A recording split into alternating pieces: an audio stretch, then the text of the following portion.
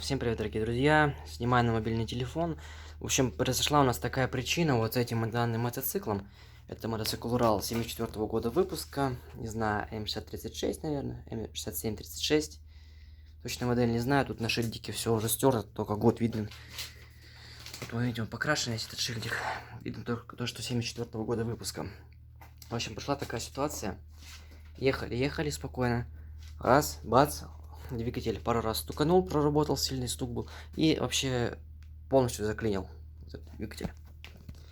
Я сначала, то есть, не понял, в чем причина. Пробовали его, значит, кикстартером. Поделать кикстартер у нас заклинил, ничего не крутилось, ничего не работало. Дальше со своим братом, получается, его толкнули мы, на второй передаче поставили на вторую передачу, то есть там, да, на коробке на вторую передачу поставили, катнули его, то есть газ немножко дали, там сцепление отпустили, бросили. Он завелся, как удивительно, но он стучал ужасно, просто это стук не такой был там, как от шестеренок или там, не знаю, от механизма тут, ГРМ, не знаю, да, от чего-то там еще. Это стук был просто вообще панический, он был ужасный. И потом двигатель снова нас заклинил, и так и нормально не работал. Сюда мы привезли его, у нас был клинивший. Я снял цилиндры. Друзья, я вытащил цилиндры. Так. Вот у нас эти цилиндры. Ну, я показать вам сейчас не хочу, руки морать, сейчас идти надо будет. Ну, в общем, там на этих цилиндрах все ровно, все чисто.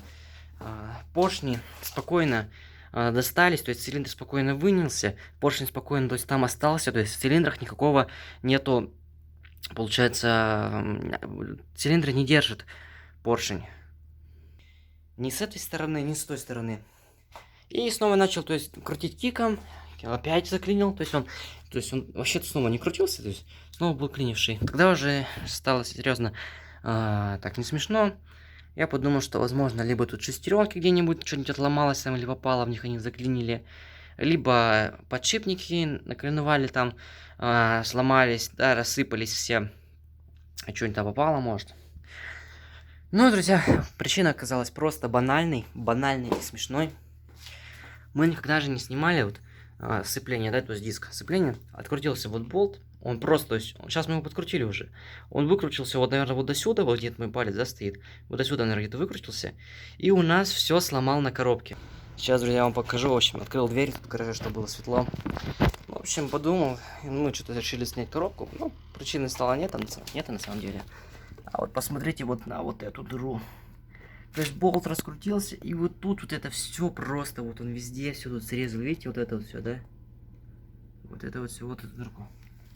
С другой стороны, сейчас вам я покажу. Не знаю, видно, не видно будет. Вон, дырка. Видите, да? Вон она. Плохо что-то фокусируется. В общем-то, вон эта дырка. То есть, этот болт проломил полностью корпус коробки.